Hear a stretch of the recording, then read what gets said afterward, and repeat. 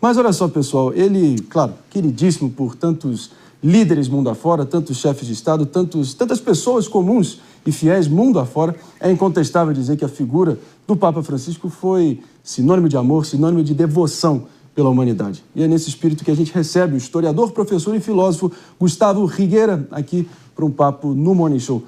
Muito bom dia, Gustavo. Como é que você está? Obrigado.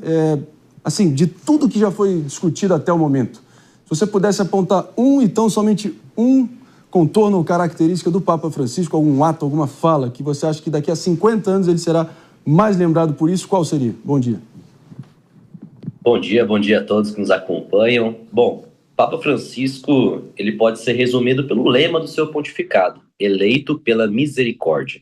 Acredito que o Papa, ele leva a Igreja para o século XXI com o seu pontificado, com o lema da misericórdia, que é a acolhida, a humanidade, a empatia, o cuidado não só para com os católicos, mas para com todo mundo, com toda a criação. Lembrando que o Papa também traz um legado aí de cuidado ecológico, de compromisso com a natureza. Então, a misericórdia é o grande lema do seu pontificado e é o que vai ficar marcado na história da Igreja. O Papa que veio dos confins do mundo para levar misericórdia para o mundo. Ele foi eleito pela misericórdia e é esse o grande lema que acho que fica retido para nós, tanto católicos quanto cristãos, pessoas do mundo inteiro que acompanharam o Papa nesses 13 anos de pontificado. Boa, professor Gustavo, a gente vai aqui seguindo com a bancada. Aninha Beatriz Rios com a próxima pergunta. Professor, bom dia, obrigada por estar aqui conosco. Professor, ontem nós conversamos com diversos estudiosos do assunto e muitos comentaram que normalmente se elege um Papa para fora, depois um Papa para dentro. Papa Francisco muito provavelmente era daqueles que estava olhando para fora da igreja, para as minorias, para as outras pessoas. O senhor também entende que essa tendência deve se manter, que agora a igreja deve buscar um líder que esteja mais voltado para as próprias questões da igreja do que para outras? Certo. Bom, o Papa Francisco foi o Papa número 266, nesses 2000 anos de história. A Igreja Católica no século XXI já não é mais a mesma igreja hegemônica, poderosa dos séculos passados. Essa postura que foi evidente, basta olharmos para a sucessão dos papas no século XX, foi sempre essa, um papa mais progressista, outro mais conservador. Acredito que esse novo conclave, ele deva chamar uma reflexão um pouco mais profunda sobre a necessidade da igreja recuperar, vamos assim dizer, a sua força comunicativa na sociedade.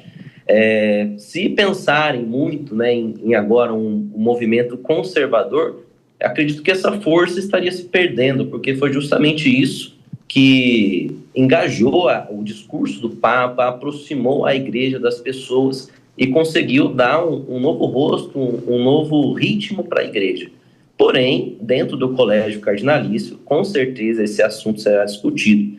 Agora se levantam muitos rumores sobre quem será o próximo Papa, mas quem decidirá serão os cardeais que estarão reunidos em conclave aí nos próximos 15 dias, provavelmente.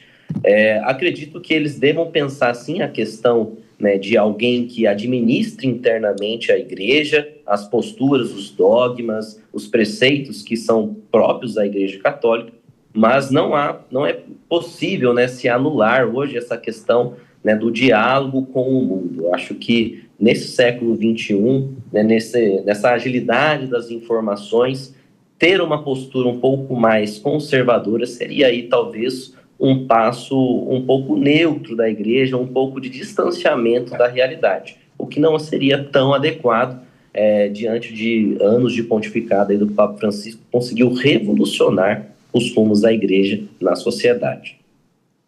E só para realmente trazer o retrato mais preciso aqui para a nossa audiência que está nos ouvindo e nos assistindo, são 135 cardeais eleitores, 80% desses foram nomeados pelo próprio Papa Francisco ao longo dos últimos 12 anos, o que naturalmente é de se esperar que haja uma influência ou algum alinhamento entre eles. Não é uma coisa preto no branco, tão automático quanto se parece, tá?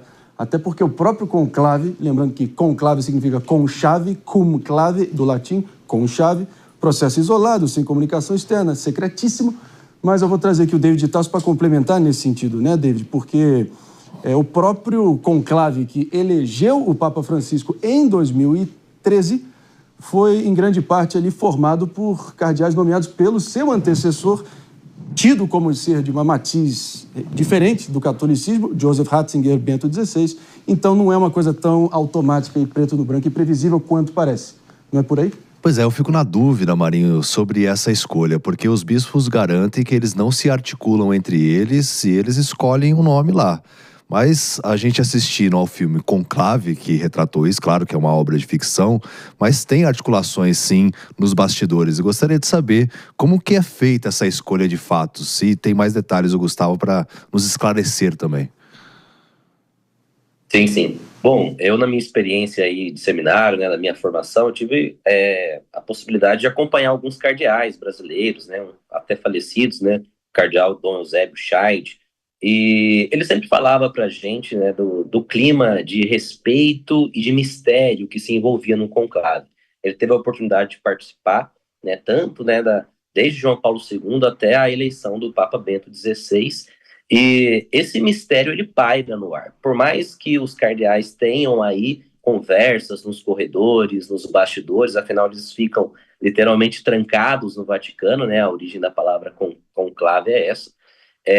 Porém, acredito que essa nomeação que o próprio André citou aí de cardeais pelo Papa Francisco já começa a apontar para um novo carisma, um novo estilo de ser igreja nesse século XXI, o que provavelmente não deva distanciar do próximo Papa desse que acabou de nos deixar. Essas conversas, elas existem. O colégio de cardeais, eles se reúnem não só num conclave, mas durante as suas várias atribuições administrativas da igreja ao longo de toda a história, né? Então, essas conversas que ficam entre eles, porque o segredo pontifício, né, que eles são chamados a guardar, é uma coisa muito séria, né, que envolve, inclusive, a perda do cargo, caso algum segredo, alguma coisa seja rompida. Esse segredo, ele paira, e o ar de mistério permanece, sobretudo porque é uma votação secreta, acompanhada por uma série de rituais que preservam, né, a informação de todo o processo de eleição de um Papa. Então, o que fica para a gente é esse mistério e essa expectativa. É claro que alguns sinais vão sendo mostrados para nós, né, com a nomeação de novos cardeais do mundo inteiro, com posturas diferentes, e isso mostra uma igreja que está preocupada, né, em reformular o seu discurso, em se adaptar às novas urgências da contemporaneidade. É isso aí, professor, e que fique claríssimo aqui para a nossa audiência, tá? Seria, assim, digno de uma preguiça jornalística e ficar refém dessa análise midiática, de tentar transplantar, assim, de quase forma automática e mecânica, que a oposição política na nossa sociedade reflita necessariamente como esse processo no conclave se dará nesse colégio cardinalícia, né, que é determinado, escolhido pelo Papa reinante. E claro que tem vários exemplos anteriores que explicam que não é bem assim, não é o Papa de direita versus o Papa de esquerda. Vamos partir para um rápido break só para quem está nos ouvindo pela Rede Jovem Pan de Rádio Morning Show. Volta já.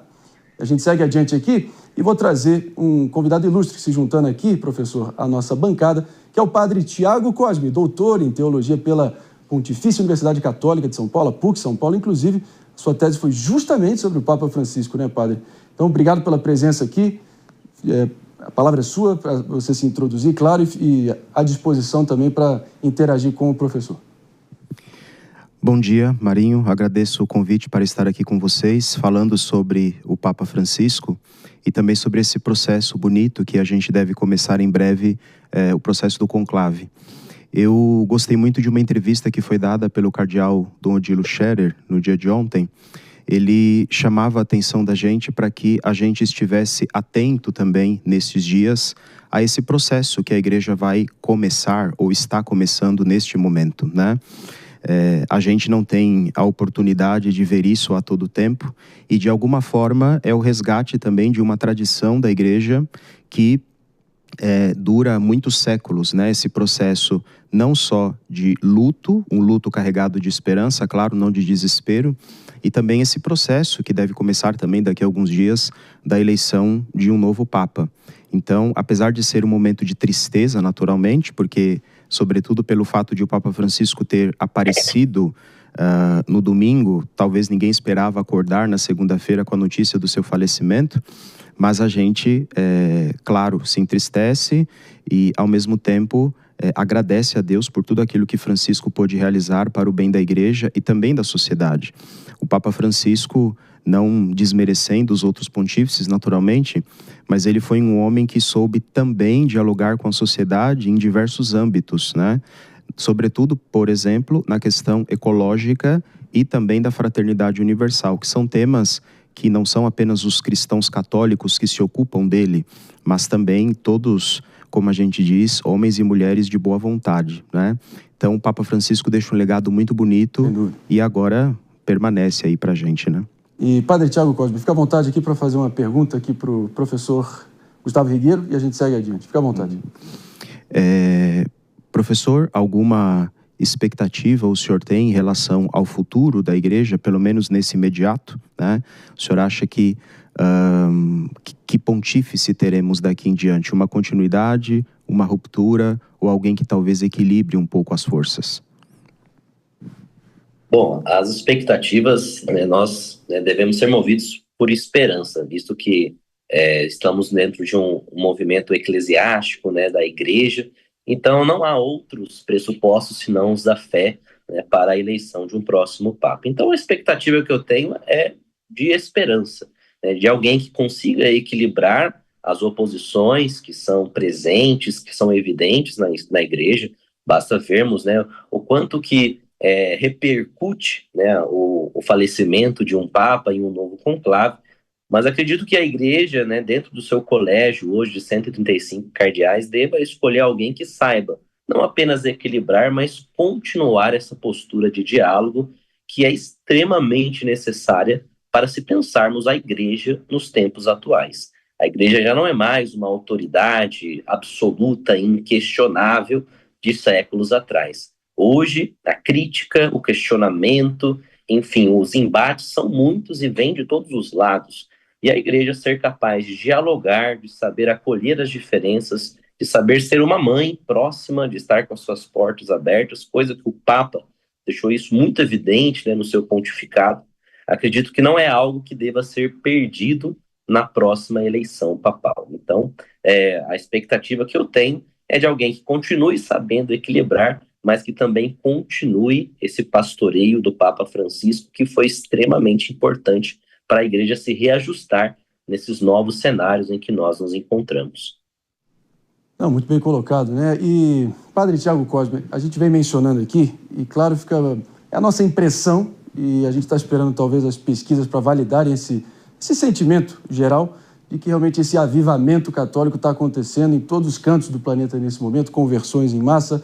A gente viu principalmente recordes aqui de conversão e pessoas completando ali o ciclo de crisma, também da primeira comunhão, e realmente um nível de alinhamento e adesão recente ao catolicismo muito frutífero, né? E talvez esse seja o maior fruto que o Papa Francisco tenha deixado.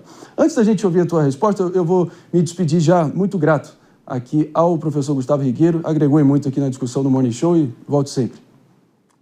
Muito obrigado a todos, contem comigo, até mais.